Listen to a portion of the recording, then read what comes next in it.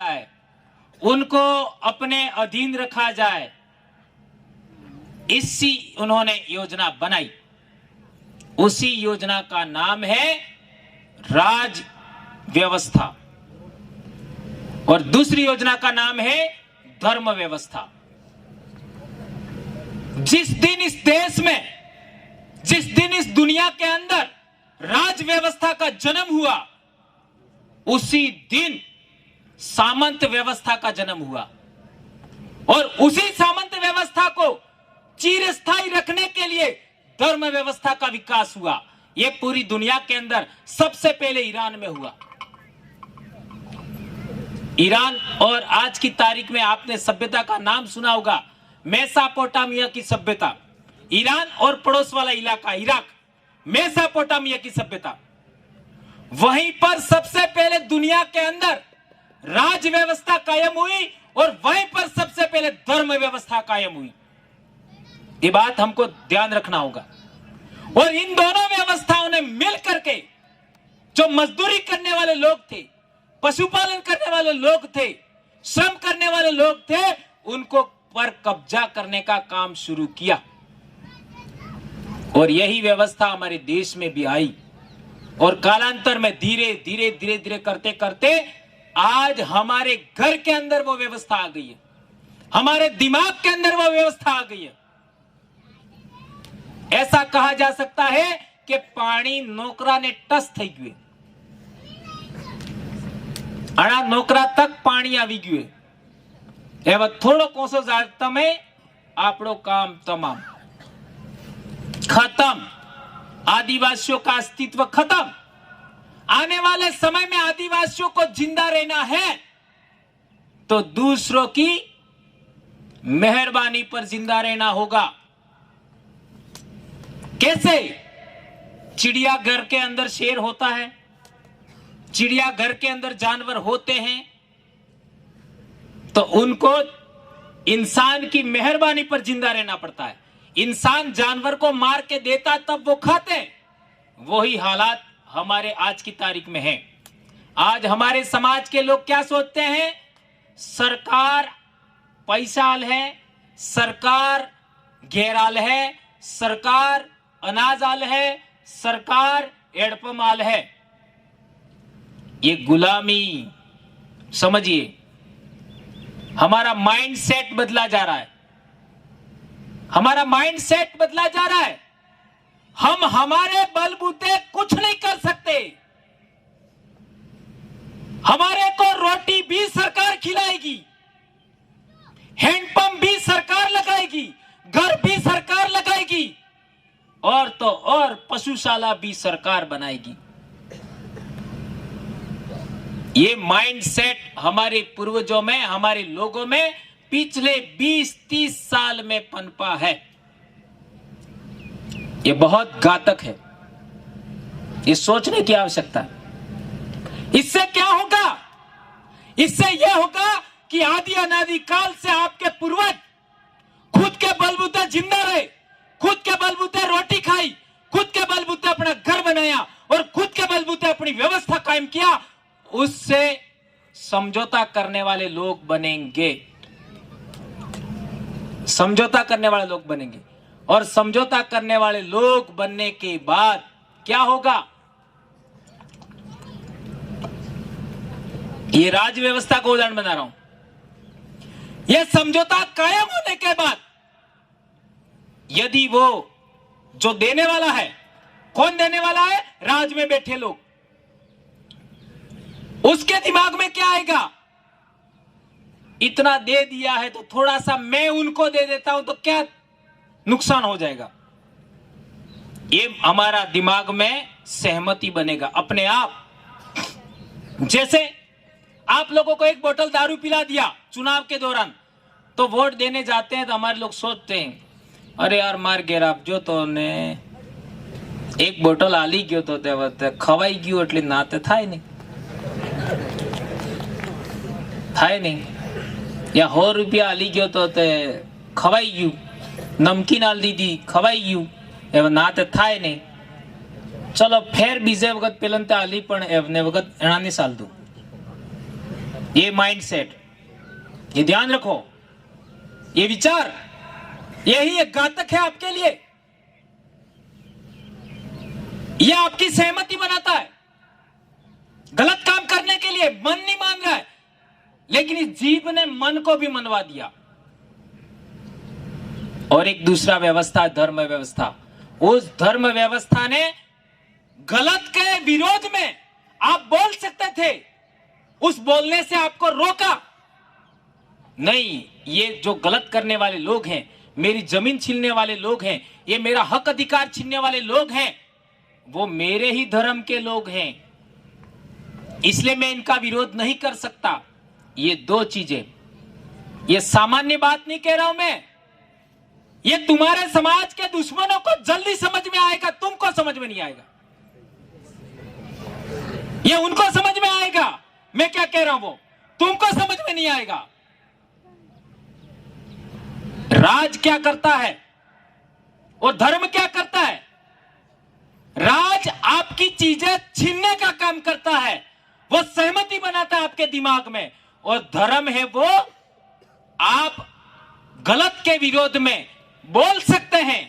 राज गलत कर रहा है तो आप बोल सकते हैं, उस विद्रोह को, उस विरोध को रोकने का काम राज करता है।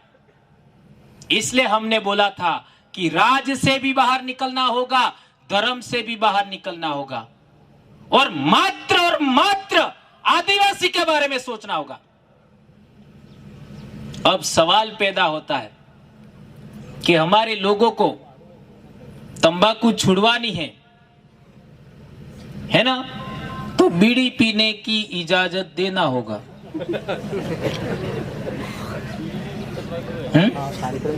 एक तो जुजेस, बीड़ी छुड़वानी है तो तंबाकू देना होगा, है ना। ये देखिए, मैं आज तक समझ नहीं पा रहा हूं। मैं सब समस्याओं का समाधान करने के लिए कारण का पता लगा रहा हूं और लगाने में कामयाब हो गया, लेकिन मैं एक चीज का पता लगाने में अभी भी असक्षम हूं। आखिर ये लोग, आखिर मेरा अपना समाज इन नशों के पीछे, एक छुड़वाना है तो दूसरा लेना पड़ेगा, इतना आदी क्यों हो रहा है? एक दिन हम लोग आ रहे थे मध्य प्रदेश से, रात को 2:30 बजे रोड पर सोया हुआ आदमी मिला हमको, पक्के रोड पर, और वो भी ढलान में। 2:30 बजे रात को, ये 8-10 दिन पहले की बात है। 2:30 बजे कई लोग दारू के लिए, मात्र दारू के लिए जमीन बेच देते हैं, अपनी बेटी, अपनी पत्नी से मारपीट करते, अपने बच्चों को पढ़ाई से रोक देते। आखिर ऐसा क्या है?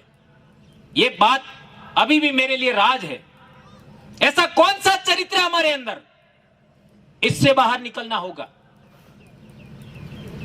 और मैं कोई खुदा नहीं हूं, मैं कोई बहुत बड़ा आदमी नहीं हूं, मैं कोई ऐसी शक्ति नहीं हूं कि आप में बदलाव कर सकता हूं।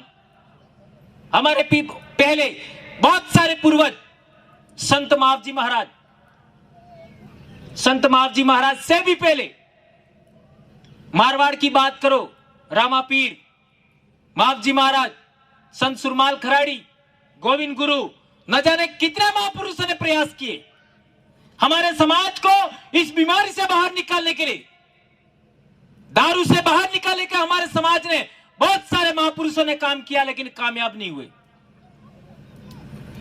तो मुझे भी नहीं लगता है कि मैं भी कामयाब हो पाऊंगा।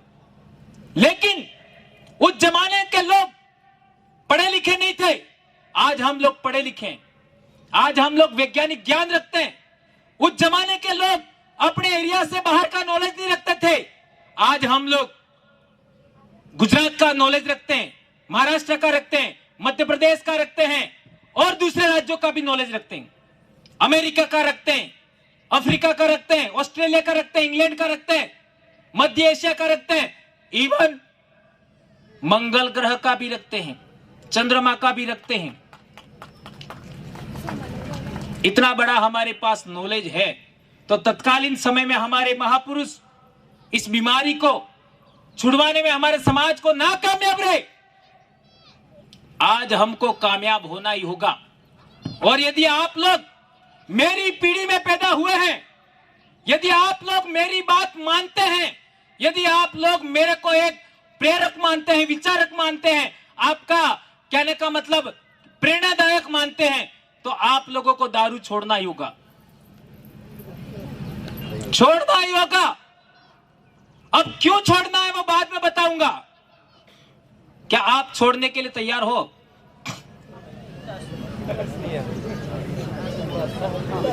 हाथ ऊंचा करके बताओ। बहुत अच्छी बात। शपथ दिला दूं? हुआ भी जो आता है, खड़े हो जाओ।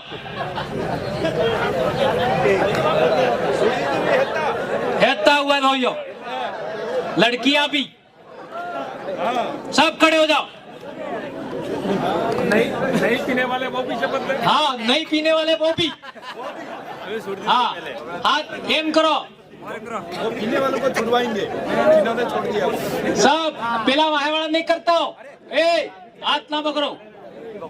मैं भंवरलाल परमार, इसलिए आपको अपना अपना नाम बोलना, ठीक है?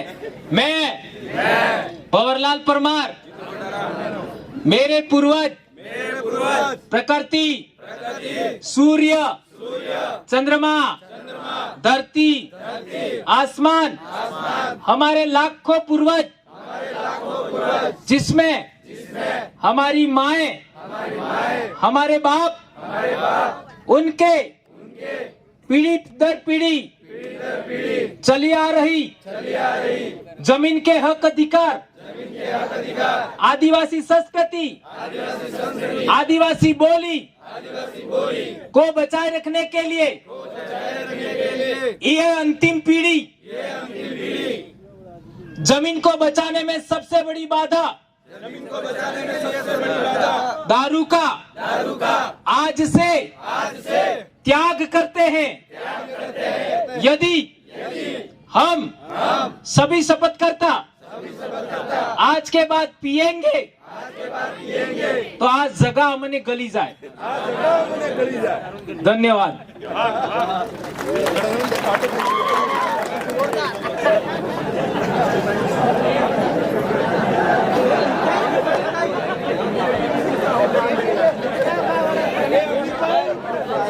मेरे भाइयों, मैंने एक बहुत महत्वपूर्ण बात बताई। दारू जमीन की रक्षा करने में बाधा है,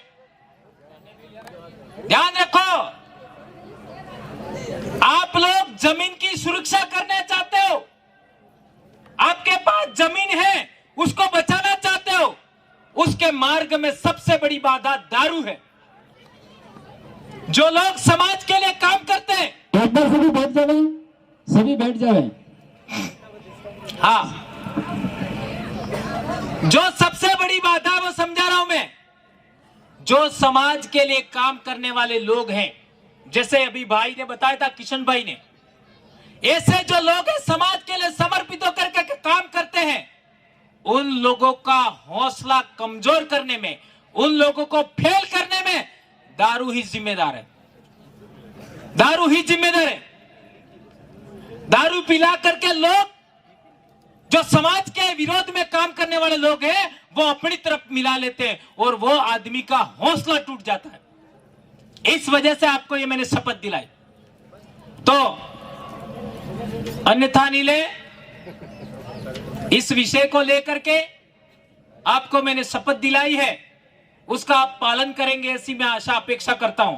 क्योंकि आप बार बार बोल रहे हैं कि हम हमारी जमीन के मालिक हैं और जमीन की सुरक्षा करना है, तो जमीन की सुरक्षा करने में सबसे बड़ी बाधा ही दारू है। इसलिए मैंने आपको ये शपथ दिलाई। एक बहुत महत्वपूर्ण बात मैंने बताया कि जो लोग चुनाव जीत के जाते हैं, ये बहुत गंभीर बात है, समझना। जो लोग चुनाव जीत के जाते हैं, उनका सिलेक्शन कौन करता है? ध्यान रखो, ये बात समझ में आ गई तो बहुत सारी बात है, क्योंकि मैं दो ही विषय क्लियर कर रहा हूं। जो लोग चुनाव लड़के जीत के जाते हैं उनका सिलेक्शन कौन करता है? आला कमान। और आला कमान में हमारे लोग होते हैं क्या? नहीं होते। ठीक है, ध्यान रखो। आला कमान उसका सिलेक्शन करता है, हम क्या करते हैं? मात्र वोट देते हैं। बराबर है? सही है भाई? तो वो आदमी किसके प्रति जिम्मेदार रहेगा? ध्यान रखो, जिसने उसको टिकट दिया। बराबर है? जिसने वोट दिया उसके प्रति जिम्मेदार नहीं रहेगा। वो ईमानदार, वो अपनी निष्ठा किसके प्रति रखेगा? जिसने उसको टिकट दिया।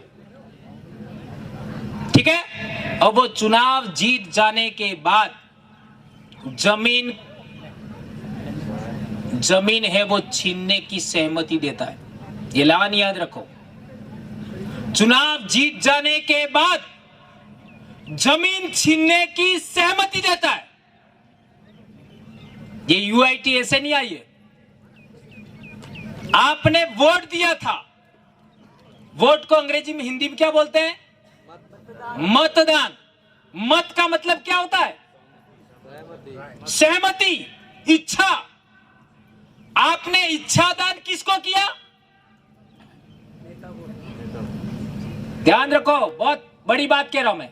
आपने अपनी इच्छा का दान किसको किया? किसको किया? जो जीत के गया। तो आप सभी की इच्छा कहां केंद्रित हो गई? आप सबकी संयुक्त इच्छा कहां केंद्रित हुई? जो जीत के गया। ठीक है। और जो जीत के गया वो किसके प्रति निष्ठावान था? जिसने टिकट दिया। तो टिकट वाले ने कहा कि इतना एरिया यूआईटी में लेना है, इतने एरिया में डैम बनाना है, इतना एरिया में रोड निकालना है, यहां पर ये फैक्ट्री लगानी है।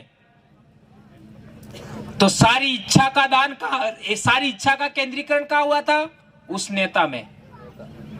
और वो किसके इशारे पर काम कर रहा था? जिसने टिकट दिया था। तो उसको वो ना कह सकता है? तो अपने पैरों पर कुल्हाड़ी किसने मारी? खुद ने मारी। आपने अपनी इच्छा का दान ऐसे आदमी को किया जो आपके नियंत्रण से बाहर था, जिसका आपने सिलेक्शन नहीं किया था। यदि उस आदमी ने, जिसको आपने वहां भेजा, वो आदमी आपके नियंत्रण में होता, आपके द्वारा सिलेक्टेड होता, तो वो आपके प्रति निष्ठावान होता, आपके प्रति जिम्मेदार होता, तो वो आपकी जमीन छीनने पर बोलता। तो सत्ता क्या करती है? नेता क्या करते हैं? जमीन छीनने की सहमति देते हैं। यहां डैम बनाना है, बना दो। यहां नगर का विस्तार करना है, कर दो। ये इन लोगों को उजाड़ना है, उजाड़ दो। वो सहमति देता है। ध्यान रखो, सहमति देता है। और फिर असहमत लोग, लोकतंत्र का प्राण तत्व होता है असहमति। असहमत लोग जैसे ही विरोध करेंगे, असहमत लोग जैसे ही विरोध करेंगे, धर्म रोक देगा। धर्म रोकेगा नहीं। ये विकास करने वाले लोग, ये डैम बनाने वाले लोग, ये यूआईटी बनाने वाले लोग, ये हमारी जमीन छीनने वाले लोग हमारे ही धर्म के हैं। तो वो आपका विरोध भी रुक जाएगा। इसलिए ये दो बातें समझना जरूरी है। तो मैंने बताया था कि हमारे लोगों को बीड़ी छुड़वाना है तो क्या देना पड़ेगा? तंबाकू है? नहीं तो भाई कह रहे सुपारी दो, ये भी अच्छी बात है। बीड़ी भी छुड़वा दो और तंबाकू भी छुड़वा दो, सुपारी खाओ। हम लोग इस साल केरला गए थे तो पूरा पहाड़ पर सुपारी के पेड़ देखे बहुत सारे। हम उधर से सुपारी मंगवा लेते हैं, खाओ काट काट के। लौंग भी खा सकते हैं, इलायची भी खा सकते हैं, ये अच्छा विकल्प है। यह उदाहरण मैंने मात्र इसलिए दिया था कि लोगों को विकल्प देना होगा। विकल्प दिए बगैर लोग छोड़ेंगे नहीं। संगठन का विकल्प दिया हमने, विद्यार्थी मोर्चा विकल्प दिया, हमारे लोग कामयाब हुए। बिल प्रदेश विद्यार्थी मोर्चा इस साल कितने कॉलेज में जीते? 20-22 कॉलेज में। बिल प्रदेश युवा मोर्चा का विकल्प दिया, लोग संगठित हुए। बिल प्रदेश मुक्ति मोर्चा का विकल्प दिया, लोग संगठित हुए। तो हमारे लोगों ने एक सुझाव दिया और वो हमारे बीच में बैठे राम प्रसाद जी डिंडोर साहब, सबसे पहले उन्होंने सुझाव दिया था। मेरे अपने घर हमारी छोटी मीटिंग थी, उसमें सुझाव दिया कि आ सब लोग एवं केने पहले तो वोट आलवा तैयार नहीं तो किम कर। तो इसका भी हम लोगों ने विकल्प खड़ा करने का काम सहमति दे करके करवा रहे हैं और चल रहा है। ये तो हो गया लोकतंत्र में जाने का मामला।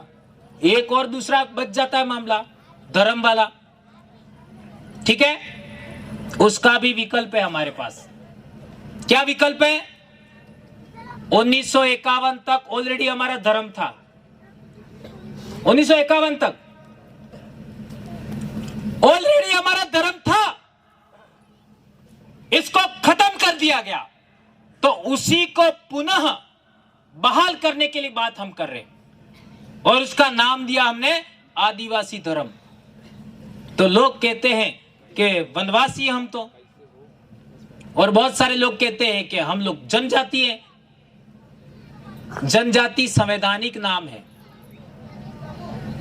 एक बात बताओ मेरे को, ये जनजाति नाम कब से है? जनजाति कब से नाम? संविधान बना इसके बाद। और वनवासी नाम कब से है? देखो ये चीज आपको नॉलेज होना चाहिए।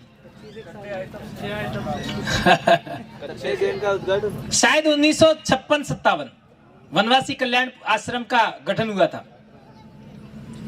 1956-57 के आसपास, यानी 61 वाली जनगणना से पहले, उससे पहले वनवासी शब्द नहीं मिलेगा। जनजाति कब से मिलेगा? 1950 से। आदिवासी कब से मिलेगा? कब से मिलेगा? तो वो लोग क्या बताएंगे? आदिवासी अंग्रेजों ने नाम दिया है। ये बोलते हैं ना, आदिवासी अंग्रेजों ने नाम दिया है। 1938 में अखिल भारतीय आदिवासी महासभा नाम से संगठन का गठन किया गया था लोगों ने, और इसके अध्यक्ष कौन बने थे? जयपाल सिंह मुंडा। इसका मतलब है 1838 में उस इलाके के अंदर आदिवासी नाम पर सहमति थी, ये बात साबित होता है। और हमारे यहां पर भील जनजाति के अंदर एक शब्द मिलता है, आदोआद। आदोआद थकी धरती ना धनी, जरनी ना धनी, है ना। आदोआद थकी धनी, इस शब्द का भी एक शब्द में अर्थ होता है आदिवासी। ये जो बात मैं कह रहा हूं वो भक्ति में, जैसा कि ग्रासिया जी कह रहे थे, भक्ति में आदि अनादि काल से, न जाने ये शब्द कब से चला रहा है उसके बारे में हम नहीं कह सकते। तो हमारा पहली आइडेंटिटी क्या है? आदिवासी।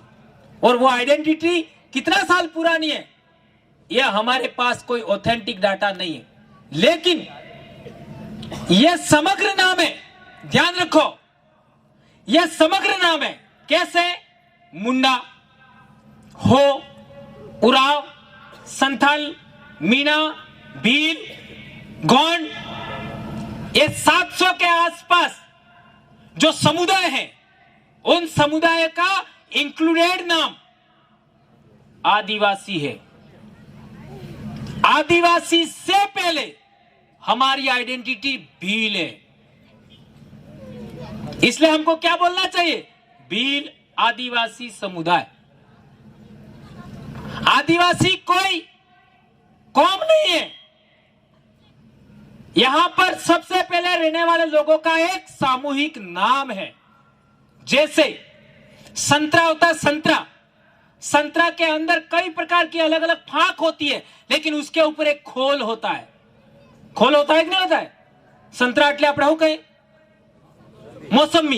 મોસંબી ને માથે વાળું ખોળ है, ઈ કહેવાય આદિવાસી ને અંદર અલગ અલગ ફાંક ઈ શું કહેવાય? ભીલ, મીણા, મુંડા, ઉરાવ, સંથાલ, हो, गोंड, कंध, चेचू, इस तरीके से बहुत सारे आदिवासियों के नाम है, सामुदायिक नाम है, वो अलग अलग है। ये बात हमको ध्यान रखना होगा। अब आप लोग, एक थोड़ा सा मेरा दिमाग में आ गया, सवाल पूछ ही लेता हूं, आप भील है कि मीणा? क्या बात कर दी है? अर्धक मीणा भी।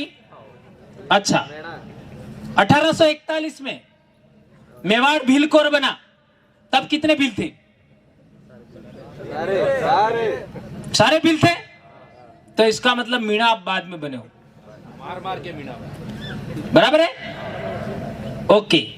दूसरी बात, उदाहरण दे रहा हूं, हल्दी घाटी का युद्ध हुआ 1576 में। उस समय उदयपुर संभाग में कितना मीणा थे? एक भी नहीं था। इट मींस इसके बाद बने। और गंभीर बात बता रहा हूं मैं, बहुत बड़ी बात याद रखिए, ये लास्ट बात कह रहा हूं, बोलने के लिए बहुत है लेकिन बहुत सारे साथी है। पूरे राजस्थान के अंदर अजमेर इलाके से विस्थापित भील आदिवासी भी इस इलाके में आके रहे। कोटा बूंदी इलाके से भील आदिवासी विस्थापित होकर के इस इलाके में आके रहे। मालवा से विस्थापित आदिवासी भी इस इलाके में रहे। गुजरात के एरिया, मारवाड़ के इलाके में जो भील आदिवासी लड़ाके थे, वो सभी लड़ाके लोग इस इलाके में आके रहे उस जमाने में। इसलिए सबसे ज्यादा लड़ाके पूर्वज थे, स्वाभिमानी, उन लोगों की, आजाद लोगों की संतानें आप लोग हो। इसलिए आप लोगों को जागृत कर दिया जाता है, आप लोगों को अच्छे तरीके से शिक्षित कर दिया जाता है, अनुशासित कर दिया जाता है, तो पूरे आदिवासियों की सुरक्षा हो जाती है। ये बात सब मैं जानता हूं, इसलिए मैं अपनी नौकरी दांव पर लगा करके, अपनी जान दांव पे लगा करके, मैं बीमार होते हुए भी लगातार बोलता हूं। कई सारी हमारे नौकरी को लेकर के विभागीय जांचें चलती हैं, उन सब का सामना करते हुए बगैर नौकरी की परवाह किए कई सारे लोग समाज में काम कर रहे हैं। हमारे साथ में इन लोगों को आप लोग इसी तरीके से साथ सहयोग करेंगे, ऐसी मैं आशा और अपेक्षा करता हूं। तो दोस्तों, आप लोगों ने बातें बहुत सारी हैं, लेकिन क्रमशः स्टेप बाय स्टेप समझाएंगे। बहुत सारे भाई नए हैं, उन लोगों ने इतनी मजबूत बातें, दिमाग को हिला देने वाली बातें पहले नहीं सुनी होंगी, इसलिए मैं और ज्यादा गंभीर बातें ना कह करके, इतनी बात कह करके अपनी बात समाप्त करता हूं। जय आदिवासी, जय जोहार, जय भील प्रदेश। और एक बात ध्यान रखिए, आपने सौगंध खाई है, खाइए ना, मेरी नहीं खाइए। ये धरती, आसमान, सूर्य, चंद्रमा, अन्न, पानी सब दी पूर्वजनी है ना, तो मारी भी होगा नहीं, होगा नहीं। प्रतापगढ़ से हमारे भाई रमेश जी आए, अभी आरपी दादा ठेठ हमारे गलियाकोट से आए, दिनेश जी खानन साहब आसपुर से आए, कितने सारे साथी हमारे आए। आप लोग, ये प्रधान जी हमारे भाई उमेश भाई, कितने बेहतरीन लोग आए हैं, उनको सुन करके ही आप जाएंगे। ठीक है, ये बात आप लोगों से मैं कहना चाहता हूं। धन्यवाद।